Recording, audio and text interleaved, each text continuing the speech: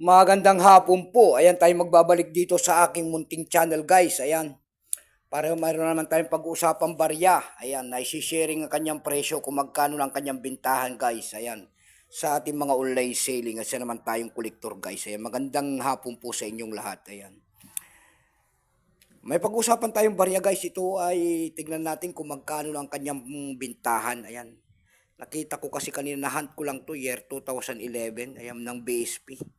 Siya po si Emilio Aguinaldo po guys. Ayan. Ang hinahanap natin dito guys, yung may presyo na rito, yung year 2000. Ayan. 50 pesos po patas ang presyo ng year 2000. Yung year 2006 naman po ay 1,000 pataas.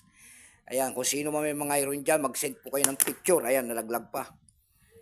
Yun ang mga hard to find po ay year 2006. Ayan. Makintab kasi ito kaya ihaland ko. Ayan, tignan natin ito kung magkano. Common lang ito guys ha. Tignan natin kasi ang mga ganito kasi doon sa ating mga platform po. Bentahan po ng mga coins, mga ganito mga coins. Ayan, tignan natin may mga presyo na. Ayan, tignan natin kung gaano nakataas. Ayan. Common line ito ha. Ang hinahanap natin dito kasi year 2006 at saka 2000. Ayan.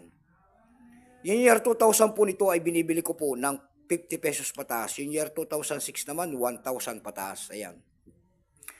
Siya po si Emilio Aguinaldo po, ayan.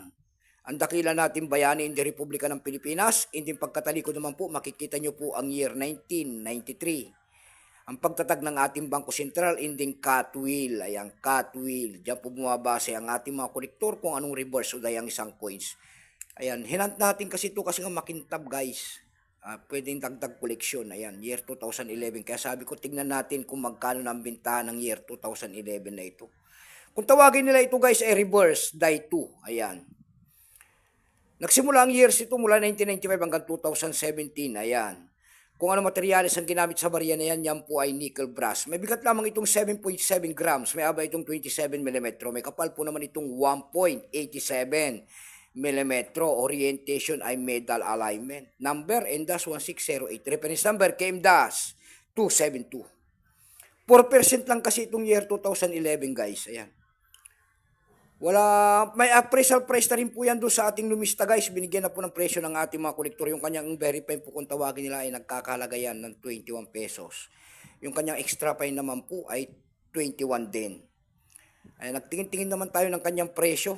Doon lang tayo nakakita ng price nito guys sa Carousel PH. Kasi common pa eh.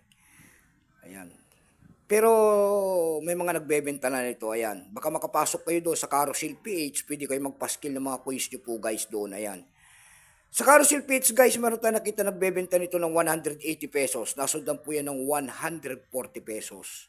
Ayan lang po ang aking ibibigay na presyo po. Kaya po sa inyo lahat at magandang hapon and God bless.